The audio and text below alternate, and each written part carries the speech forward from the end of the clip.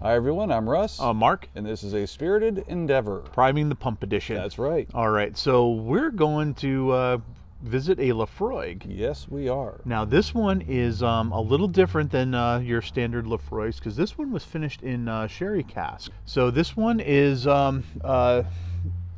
10-year sherry oak finish, 48% ABV. So it's got a little bit of heat to it. Now I'm really excited to try this one. Me too. Now the funny thing about this one is I have an infinity bottle at the house, and two things that I mixed was a Laphroaig and a Glendronach, which is a sherry bomb. And those two didn't play well in that that particular bottle. I'm curious to see if Laphroaig has figured out how to get those two to work together. Yeah, I'm curious about that myself. Yeah. So you know, we're expecting that it's going to have a little bit of the sherry influence in it. You know, of course it's going to be probably a quintessential Laphroaig. So it's going to have that smoky, ashy nature of Laphroaig. Yeah. And you know, and it's an Islay, so. Yeah, maybe get some dark fruits in there with it from the sherry. Yeah, maybe so. So all right, let's get into this one. Awesome. Very curious. Yeah. Nice to be going back to Islay. Especially on a very cool night. Yes, it's brisk here. It's kind of nice. Yeah. I gotta say, if you're into smoky whiskeys, this is the kind of weather for it. Get into fall and winter, perfect. It's authoritative. Yes. All right, so I mean, that is dark. Yes, it is.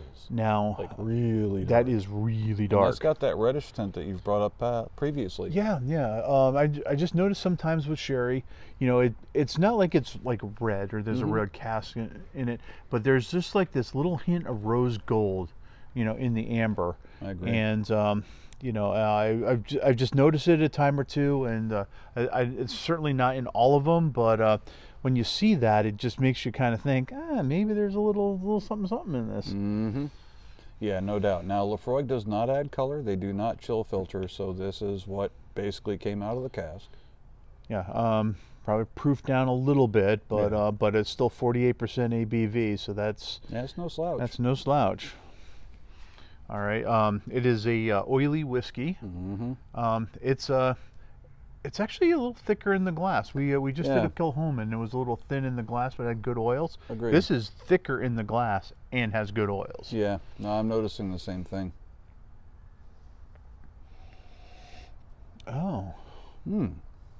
Oh, that's, you know, I'm getting the sherry influence on the nose, and it's kind of coming over like like wine that's maybe turned just a little bit. That's a good way of describing that. I would agree. You know, I got the smoke, and you got that malty note in there too, that malty funk, which could be what's giving you that. Yeah, there's definitely a funk to this one. Yeah, there sure is. I like it though. But you know, it actually reminds me a little bit of like a sangria. Oh, that's a good point. You know, so the fruit and everything, and mixed it with the wine, you get that sort of sweet, fruity nature and everything. I'm getting that a little bit on here, just a skosh. Yeah, I like that it takes the Laphroaig nose and just kind of adds a little something to it with the fruity nature. Yeah, yeah, that's something that's a little unusual. And you still get the brininess. You get a little bit of the peat. I'm not getting a lot of smoke on the nose, though. I would agree. You know, normally you get that kind of ashy, smoky nature to a Laphroaig on the nose, and this one doesn't have it. I wonder if the sherry influence kind of rounded that off some. Yeah, maybe so. Well, all right. Cheers. Cheers. All right, so initially that one is kind of sweet on the tongue, and then it becomes a little peppery. Yep. You get a little bit of the barrel spice.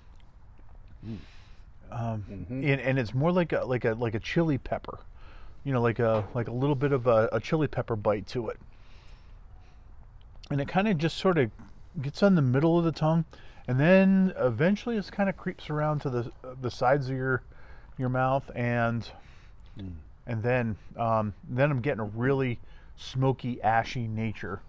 Yeah, absolutely. It really is smoky, ashy on the back end. Very ashy. Very ashy. Less smoke, more ash for me personally. I agree. It's sweet initially on the palate. Definitely get some of the fruit notes that you would expect from a sherry, some darker fruits. Maybe like a plum where you get that little bit of like a bit, I don't know, bitter is the right term, but like plum skin. Yeah, exactly. Yeah, exactly. Yep. And sometimes that can have like a slightly bitter bite to it. Yep. Yeah, I agree with you on that. Yeah, that's how that's hit me on the palate, and then eventually the pepper moves in, as Mark was describing, and then for me, tail end is primarily ash, which Laphroaig, that's kind of its nature. Yeah, and yeah, that ashy nature seems to go on for a very long time. Mm-hmm. You know, you can tell that this is an oily whiskey. It lingers. Mm-hmm. And that ashiness lingers. There's a little sweetness in there too. It's not just, you know, like a cigar ash or whatever. Agreed. But there's a little sweetness and everything that kind of comes along with that for the ride. What I'm not getting on here is, you know, I'm not getting any vanilla or caramel or anything like that. Agreed. I'm getting just a general sweetness, maybe like a little honey note. And I'm not getting much in the way of brine either. No. The nose was briny. Yeah, but on the palate, it's not. Yeah. Interesting. Yeah. Who knows? Yeah. If I would say if Laphroaig's your thing, this would be the logical progression for you if you want to try something that's got a little sherry to it. Yeah, that's an interesting one. But it's not a sherry bomb. I agree. No, the sherry is just another ingredient of what's going on in that bottle, but it's not the star of the show, and I like that. Yeah, I like that too. And you know, it's just kind of an ingredient in there, and it's sort of letting the Laphroaig speak, and then it's kind of like a supporting player in there just to bring something interesting. Agreed. Or more interesting, I should say. Yeah. No, I think if you enjoy Laphroaig, this would probably not turn you off. I think these go for about $99. Not something that you see all over the place. Took a little while to get it out this way, but certainly worthwhile from my take. Yeah, this was absolutely well worth it. I'm a fan of Laphroaig. I'm a fan of Isla's. It's not my favorite Isla, but I'm a big fan of it. Yeah, agreed. Well, on our scale 1 to 5, what do you think? I give it a good solid 4. I'm going to go the same thing. I'm going to go 4 on this one. Yeah, I think. I think just because it's a Laphroaig, immediately just doesn't make it my favorite. Yeah. But it's a solid whiskey. It's perfect on a night like tonight. Oh yeah. I am not regretting this one in the least. Oh, in fact, no. I was very much looking forward to it. Yeah, yes. I think we did well. I think so. I think as soon as I saw this one mentioned, I wanted to buy a bottle. Yeah. I mean, that's how I feel about Laphroaig.